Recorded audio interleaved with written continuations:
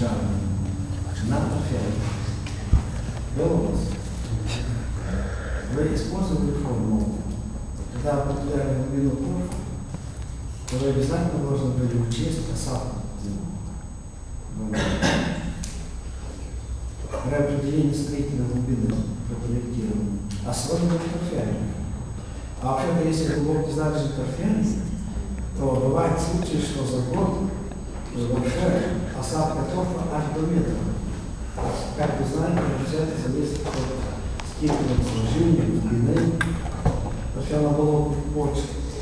Поэтому вы, естественно, когда проектировали дренаж, то вы должны были это учитывать. Ну, а уже технологию мы с вами посмотрим позже. Как строится дренаж гончарный в торфяне.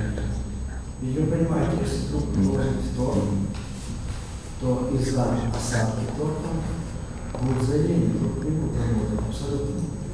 Поэтому заранее скажу, что в торфяне дренажные трубки гончарные кладутся на стеллажи. Ну, а технология, сейчас говорить, потому что вы не знаете, такая, как я точно строительство. И торфяные грунты стараются в основном строить из пластмассы. Пластмасса, правильно? Не надо будет стеллажи. Итак, дальше.